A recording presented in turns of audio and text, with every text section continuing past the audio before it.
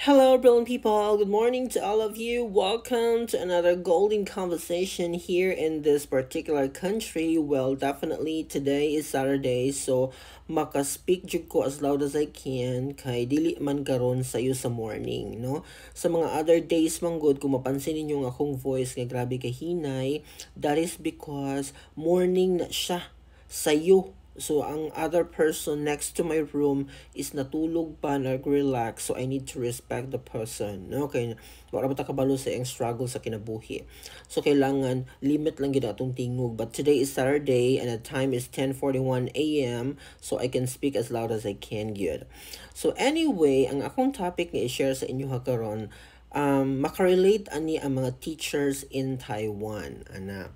Kaya daghan pa kay kog makita sa social media ba nga telling sayon ra kaayo magtudlo sa Taiwan. Mao may pinakalinya gyud no. In fact, daghan kay sila na invite yung mga teachers in the country back in the Philippines because they are telling nga sayon ra lagi daw kaayo magtudlo here in Taiwan.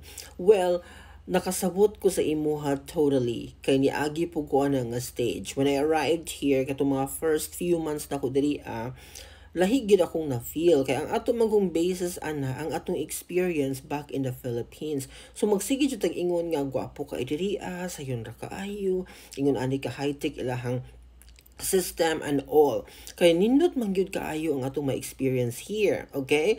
But okay, ako na siyang i-break nga idea because baliki ko after 2 years sa imuhang teaching here kung same pabagihapon ang imuhang perspective sa imuhang gisulti kadtong mga few months pa lang ka diri sa Taiwan. Okay, this is not a negative video, but this is a realization nga I wanna share to everyone, no? Kaya ang atong life manggod or ang atong work manggod diri as a foreign teacher, magsige tag design, magsige tag update, magsige ta og create og something for our students. Kay no repetition man. I don't know kung ingon ani ba ang ubang school, but sa akong experience, dili na ko pwede balik-balikon ang material nga ako nang nagamit. Kung kani nga PowerPoint presentation ako na ni siyang na-apply sa akong previous nga mga students, even if I do have my kanang new students karon, dili na ko pwede gamiton tong akong mga materials before, no? Kinahanglan mag-create gyud kog bag-o kay kana man mga PowerPoint nga akong gihimo every week, ako man na siyang gina-send sa amuha ang group chat, especially nga naa dito akong coordinator nga siya ginakasaksi sa tanan akong PowerPoint nga gihimo from beginning to now. So makita gini nga ay gibalik ra man niya, no changes at all, wala man lang siya gi-update, no innovation sa PowerPoint.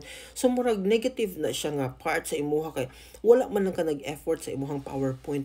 And sa akong experience, big deal ra ba kaayo sa ilaha ang ato ang PowerPoint presentation. So the more creative you are as a teacher, mas nindot imuhang journey here in Taiwan. So katong mga graduate gid sa education kay daghan man jud kay mga strategy nga na-learn. Magansi man gid ninyo ang mga Bachelor of Science o Bachelor of Arts nga na unit earner lang sa education. Kay less man gid ang amuang skill when it comes to kanang saan mo pag-prepare ang mga lesson nga mahimo siyang engaging and lahi man gid education graduate mo kay daghan man gid kay mo exposure mahitungod ani, diba? I'm sure mo agree gid mo aning tanan. So anyway, going back to our discussion, our topic for today, ingon ana ang imuhang pwede ma-experience here. Kana bitaw as you go with your kanang journey sa kana nga school, mas stress na ka after 2 years, 3 years kay syempre imo namang nagamit tanan. So mahurot gyud tong imuhang tinaguan nga mga strategy back in the country, katong mga pakulo nimo portion sa Philippines pa ka, nahurot na nimo apply tanan kay syempre pila baya ka semana ang isa ka school year. Unya kung nagstay na ka nga school for 3 years, medyo mahurot gid siya. So need gid ka mangitag paagi, mangitag resources no nga ma-apply nimo sa imuhang mga classes. Ingon ana siya.